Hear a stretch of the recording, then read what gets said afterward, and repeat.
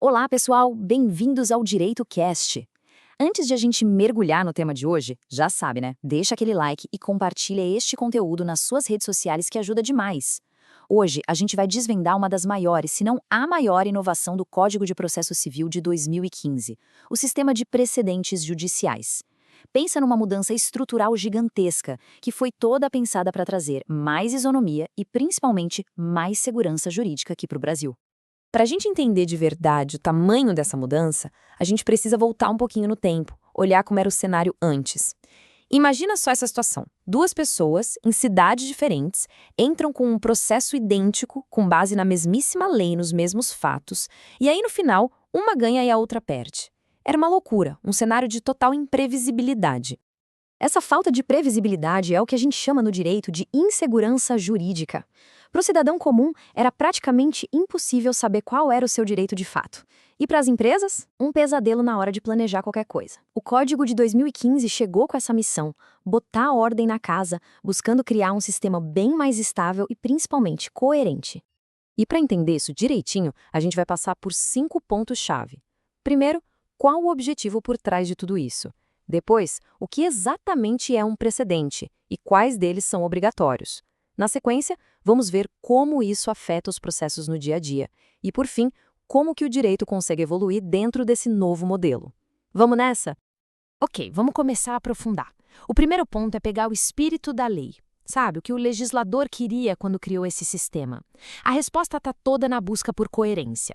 A ideia era fazer o judiciário conversar consigo mesmo. E olha, o artigo 926 do Código é a pedra fundamental de tudo isso. Ele traz os 3 pilares. As decisões precisam ser estáveis, para garantir previsibilidade, íntegras, ou seja, respeitadas na sua totalidade, e coerentes, para que casos iguais tenham soluções iguais. O grande objetivo aqui é fortalecer a confiança da sociedade no Poder Judiciário.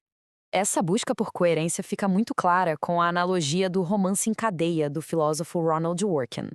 Pensa na jurisprudência como um romance que está sendo escrito por vários juízes, um capítulo de cada vez.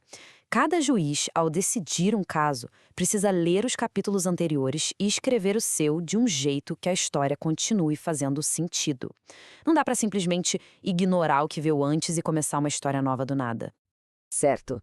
Então, se as decisões precisam ser coerentes, elas se baseiam em quê?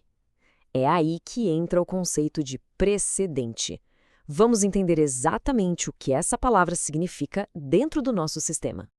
Um precedente vinculante não é uma decisão qualquer, não. É uma decisão bem específica, que geralmente vem de um tribunal superior e que estabelece qual é a interpretação correta de uma lei para uma determinada situação. A partir daí, essa interpretação vira uma diretriz obrigatória, um verdadeiro guia que os juízes e tribunais inferiores precisam seguir quando forem julgar casos parecidos. Mas atenção, nem toda decisão vira um precedente obrigatório. A lei não deixou isso solto, não. O Código de Processo Civil foi bem específico e listou direitinho quais são as decisões que têm essa força de vincular todo mundo. Então vem a pergunta de $1 milhão. Afinal, o que de fato obriga um juiz a seguir uma linha de raciocínio que já foi estabelecida?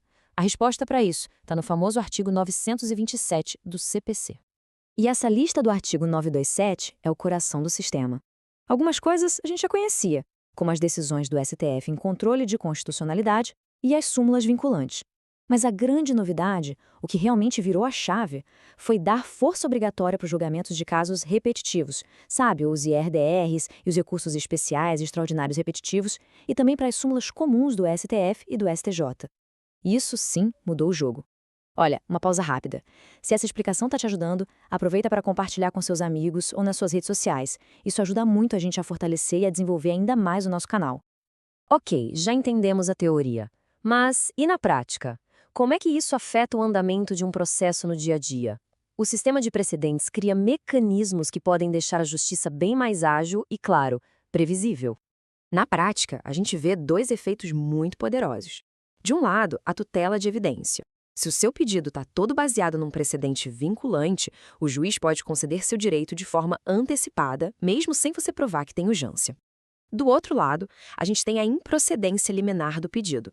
Se uma ação já começa contrariando um precedente, o juiz pode simplesmente rejeitá-la logo de cara, sem nem precisar chamar a outra parte. Isso filtra processos que não têm chance de sucesso e economiza um tempo valiosíssimo. Agora, uma dúvida que pode surgir. Isso quer dizer que o direito ficou engessado? Que uma interpretação, uma vez que foi firmada, nunca mais pode mudar? Não, de jeito nenhum. O sistema é robusto, mas ele também é dinâmico e permite que o direito evolua. E é aqui que entram duas técnicas que todo advogado precisa dominar: a distinção, que a gente chama de distinguishing, e a superação, ou overruling. Na distinção, o advogado vai mostrar que, apesar de parecer igual, o caso dele tem fatos particulares que o tornam diferente do caso que criou o precedente. O objetivo? Afastar a aplicação daquele precedente.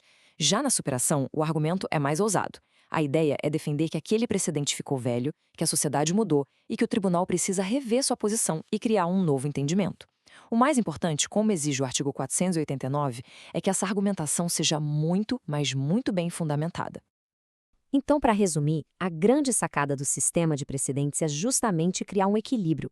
Ele busca a segurança jurídica, a isonomia, fazendo com que a lei seja aplicada do mesmo jeito no país inteiro, mas sem engessar o direito, permitindo que ele evolua e se adapte às novas realidades da sociedade.